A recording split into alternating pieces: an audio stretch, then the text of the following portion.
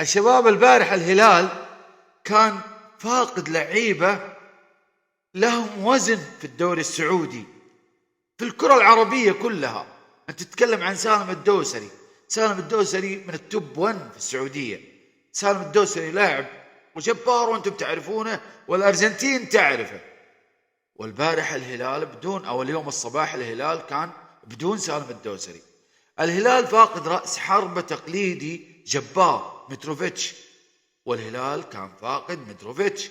الهلال كان فاقد قلب دفاع المنتخب السعودي، ناهيك عن قلب دفاع الهلال السعودي حسان تنبكتي، واللي بدا بإنزاكي وعرفه ورشحه يكون جنب كوليبالي.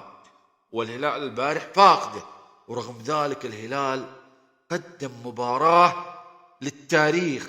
هذا للتاريخ طبعا، والله العظيم أنا ما أبغى استعجل وأقول للتاريخ، لأن ممكن الهلال يقدم مباريات قادمة تطغى على مباراة مانشستر سيتي، وننسى مانشستر سيتي ونقول للتاريخ الهلال قدم بطولة، جاب البطولة. احتمال الهلال يوصل نصف نهائي ونقول للتاريخ احتمال.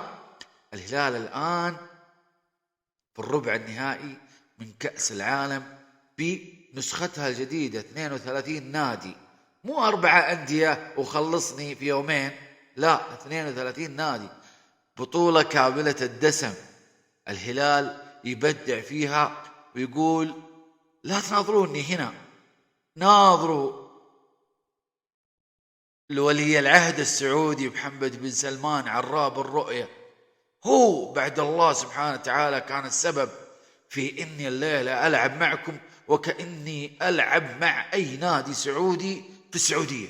مرة ماني شايل هم نهائيا، لا رهبة ولا شيء. لعيبة السعوديين اكتسبوا الخبرة من اللعيبة الأوروبيين اللي جونا العالميين على مدى 2 سنين.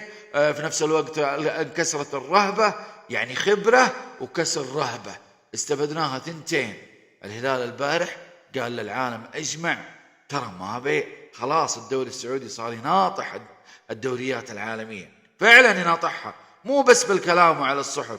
تذكرون يوم هاجموا ولا الأوروبيين ولا الغرب الدوري السعودي ولا الرؤية السعودية وصندوق الاستثمارات العامة يوم بدأت تستقطب اللعيبة العظماء، وش كانوا يقولون؟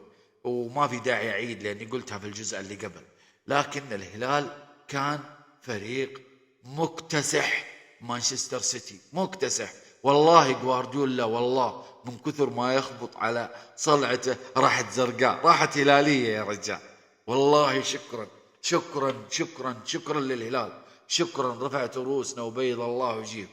والله العظيم ما حد يصدق، أنا كنت مجهز حلقة أبتكلم فيها عن واحد من الرخوم بالخليج العربي اللي يلا بلانا فيه، اللي هو علي معشني، وسبحان الله فجأة لقيتني أتكلم عن بطل سعودي.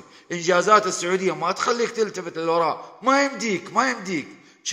شكرا للهلال، وشكرا لجماهير الهلال والجماهير السعودية اللي ساندت الهلال وراحت أمريكا، ورغم الأجواء، رغم الحر، ورغم الأوضاع المؤسفة، والله أني قاعد أدعي أقول يا رب ما تمر سحابة يوقفون المباراة دحين يطلعونا وننتظر ساعة 2 وبعدين يرجعون اللعيبة وهم قد بردوا من التسخين وحالتهم حالة.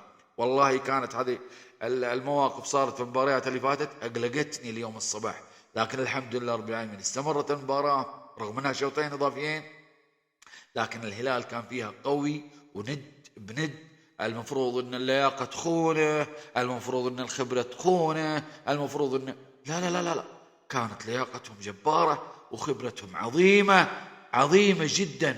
والله ما أدري ايش أقول صراحة. الهلال السعودي رفع رؤوس العرب كلهم. والله لو شفتوا العرب الشرفاء الرياضيين كانوا من جد متحمسين للمباراة، وكأنه فريق عربي، يعني المصري كأنه فريق مصري، السوري كأنه فريق سوري، العراقي كأنه فريق خلوني أفترض حسن الظن في العرب. والله الخليج طبعا ما يحتاج، الخليج لحمة واحدة ما فيها كلام، كلهم كانوا واقفين على رؤوس أصابعهم البارح